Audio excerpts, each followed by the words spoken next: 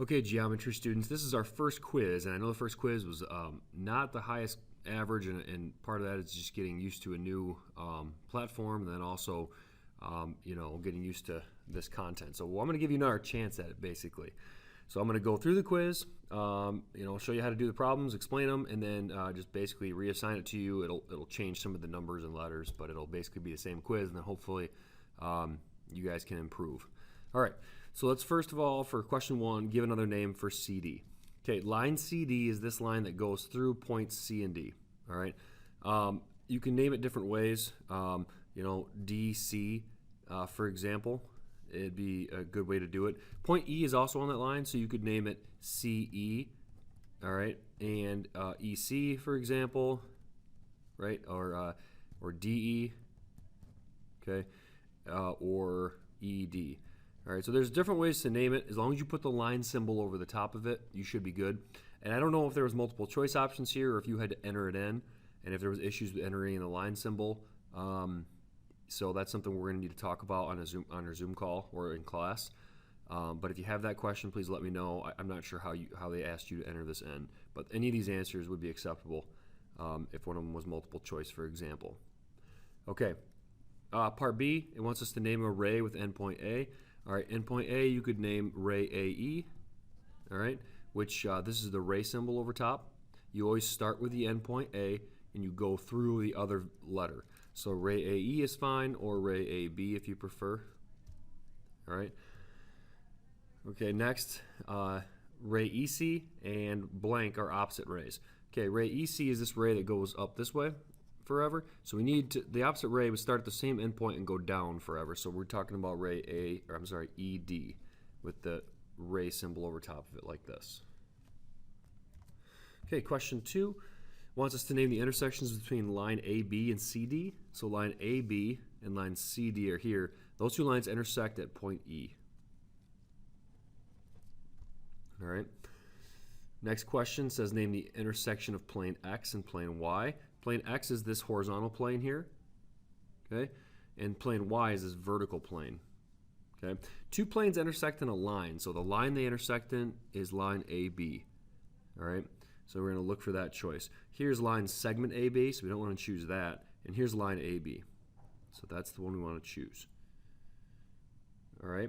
Part C wants us to name the intersection of line CD and plane Y. Line CD is this line here, and it lies on plane Y. So plane Y is this vertical plane, and line CD lies on that plane. So this is kind of a trick question. The intersection is actually line CD. All right, don't choose line segment CD once again. Make sure you choose line CD down here. All right. So yes, the intersection of line CD and plane Y, since the line lies on the plane, all of these points, or the line itself, is actually the intersection. So we would choose line CD. Okay, question 3 I threw off of the retest because this is not something we covered. We're going to talk about this throughout the year, how to do constructions with a compass. We just hadn't talked about it yet at this point, so not a question I should have put on the quiz, and that's my mistake. All right. So find FG. All right, so next question 4, to find the length from F to G, what we're going to say is we know by the segment addition postulate, the distance from F to G plus the distance from G to H equals the entire distance from F to H, all right? And if I go ahead and substitute then, I don't know what FG is, so I'm going to leave it as FG. But GH I know is 31, and FH I know is 49. So if I subtract 31 from both sides, I get the distance from F to G equals 18. All right, and that's my answer there. All right, next question, number 5. It says identify the segment bisector of line MN. All right, line segment MN is this line here, and the segment bisector would be line segment JK. And once again, I'm not sure how you guys enter in the symbol over top of it. That's something we need to talk about in class, and hopefully somebody knows the answer to that, or if this question is a multiple choice, but maybe it just accepts JK if you just enter in JK like that. I'm not sure, but we'll get to the bottom of that. And then the distance from M to N, then it wants, well, if this is 26 right here and this is a segment bisector, that means that this is 26, because what a segment bisector is something that cuts something in half. So this line segment JK cuts line segment MN in 2 equal parts, which means this is 26, which means the entire distance from M to N then is 26 plus 26, or 52. All right. Okay, next question, number 6. We were given 2 endpoints and we want to find the coordinates of the midpoint. The midpoint formula is the average of the x coordinates. So you add the x coordinates up and divide by 2, and then you add the y coordinates up and divide by 2. All right, so to do that, our x coordinates are 5 and -3. So we're going to take 5 plus -3, and we're going to divide by 2. And then we're going to take 3 and -6 and divide by 2. All right, and that gives us 2 over 2. I'm going to have to move over here because I'm out of room here. But 2 over 2 here, and then here I have -3 over 2. All right. So if I simplify that, once again, we're moving to the left now, 1 comma, and I'll leave it as -3 over 2, or you could do -1.5, but either one of those should be accepted if you enter those numbers in right there, 1 and -1.5, or 3/2. Okay, question 7 then wants us to find the distance from U to V with a distance formula. So the distance formula is the square root of, and this order doesn't matter here, it's the difference of the y's or x's, if you prefer, plus the difference of the x's or y's.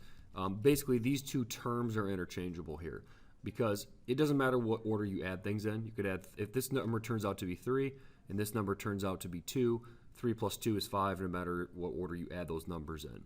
So you can switch these terms up, and sometimes I think I do that, but and you can actually even switch these 2 terms up too, because you're subtracting, but then you're squaring it, so it'll always be positive.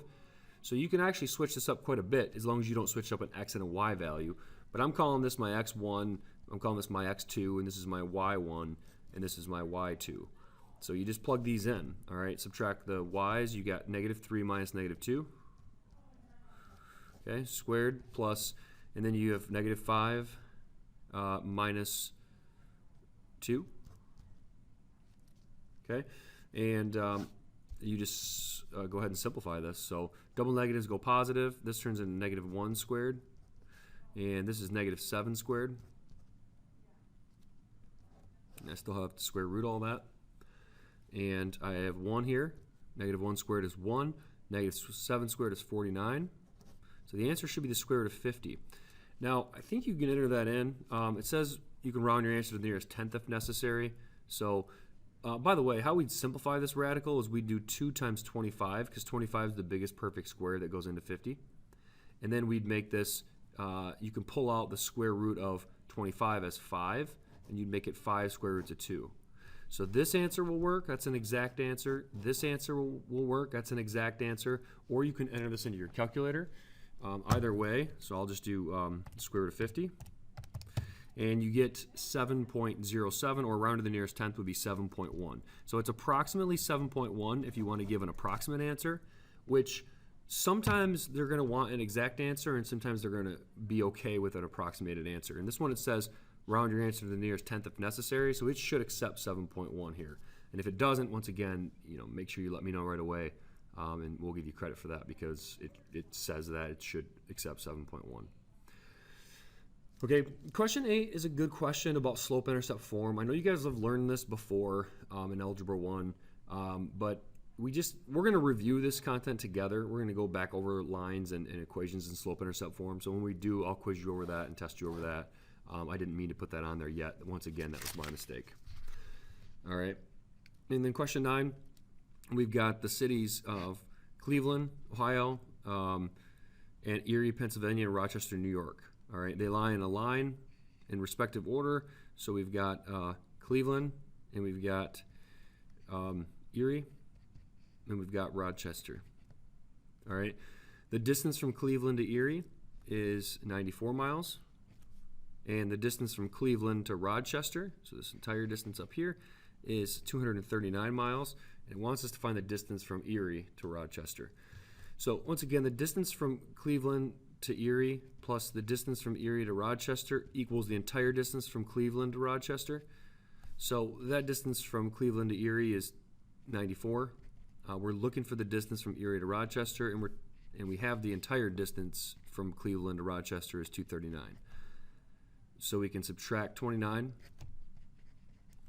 and we get the distance from Erie to Rochester is 210 miles. You should be able to enter that right there and be all set. And I made a huge mistake here. I substituted in 29. That's supposed to be 94. I don't know what happened there. I fell asleep, I guess. My apologies. That's 94, so we subtract 94, and 239 minus 94 gives you 145. So the correct answer is 145. I did everything right. I just, for some reason, plugged in the wrong number here. I don't know. That does happen, so make sure you guys check your work on a quiz or a test, because we are human and it is easy to make mistakes. All right. So the last problem then is number 10. It says you're planning to plant a triangular garden in your backyard as shown. You plan to put a fence around the garden, and it wants the length of fencing that you need. Okay. So all we have to do is add up the sides of this triangle. All right. So we're going to add up this. This is these go by 2. So this is 12 right here, which makes this 13. So this is the coordinates 13, 0. And it goes by 2, so this is the coordinates 20, 0. And this coordinate up here would be 20, and if you trace this over, it looks like 15. Okay, so we're going to use the ruler postulate to get these horizontal and vertical distances, because those are pretty easy, right? You can just basically count or subtract 13 minus 20, and you find that this length is 7, the length of this side. And then the length of this side up here, the vertical side, is going to be 15, because we go from 0 to 15 for the y-coordinate, so you can just subtract 15 minus 0 using the ruler postulate that we learned about. So now we have two sides of this triangle. So if I were to redraw this triangle down here where it's not got so much writing on it, you basically have a right triangle with sides 7 and 15.